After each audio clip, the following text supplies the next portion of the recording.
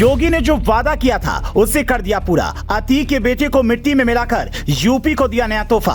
अतीक रोज गिन रहा था उल्टी गिनती। बाबा ने दिखाई चालाकी और अतीक से पहले उसके बेटे को कर दिया ढेर। बेटे की मौत की खबर सुनकर चीख चीख कर रोया अतीक। रोते हुए पुलिस से मांगने लगा मौत की भीख। बाबा ने माफियाओं को मिट्टी में मिलाने के अपने वादे को पूरा करते हुए यूपी को एक और तोहफा दे दिया है। जहां अतीक बाबा के डर से अपने आखिरी दिन गिन रहा था, उधर योगी महाराज ने अपने माफिया पिता के नक्शे कदम पर चलने वाले अतीक के बेटे को उससे पहले ही जन्नत भेज दिया। अतीक का बेटा असद अहमद अपने पिता से भी बड़ा माफिया बनने की फिराक में था, लेकिन वो शायद ये बात भूल गया कि उत्तर प्रदेश में बाबा के रहते हुए उसका सबसे बड़ा अपराध उसका आखिरी अपराध बन जाएगा। बाबा के डर पर फरार चला अतीक का बेटा जैसे ही बाबा के निशाने पर आया, बाबा की पुलिस ने बिना समय गवाए उसे किए गए अपराध के अंजाम तक पहुंचा दिया। अपने सबसे जिगरी बेटे की मौत की खबर सुनकर अतीक की क्या हालत हुई, इसके बारे में आपको आगे बताएंगे, लेकिन इससे पहले आपको उसके बेटे के एनकाउंटर में ढेर करने की बाबा की प्लानिंग के बारे में बताते हैं, जिसके बारे में जानकर आप भी योगी बाबा के फैन हो जाएंगे।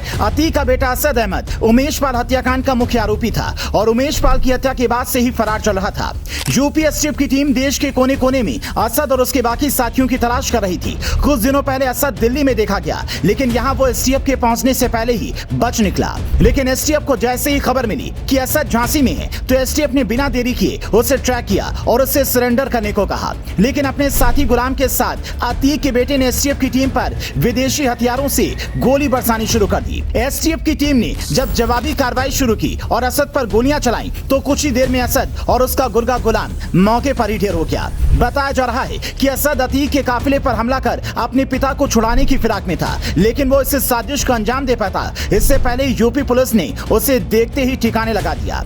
असद चाहता था कि वो अपने पिता से भी दुर्दांत अपराधी बने, लेकिन योगी महाराज के रहते हुए उसका ये सपना केवल सपना ही रह गया। वहीं अपने सबसे लाडले बेटे की मौत की खबर जैसे ही अतीक तक पहुंची, तो अतीक चीख चीख कर रोने लगा। अतीक को अपने वो सारे गुनाह याद आ गए जो उसने शुरू से लेकर आज तक किए थे। अतीक पुलिस के सामने गिड़गिड़ा कर ये कहने लगा कि उसे आखिरी बार उसकी बेटी की शक्ल देखने दो, इसके बाद उसे भले ही मार देना।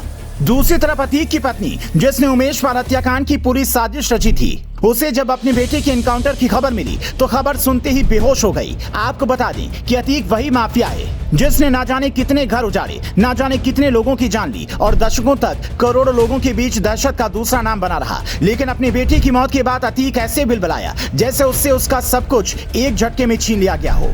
वहीं उमेश पाल की पत्नी को जब उसके पति के हत्यारे के एनकाउंटर के बारे में खबर दी गई, तो उसने कहा कि बाबा के राज में उन्हें पूरा भरोसा है कि उनके पति की हत्या करने वाला कोई भी आरोपी बख्शा नहीं जाएगा और उन्हें इंसाफ जरूर मिलेगा।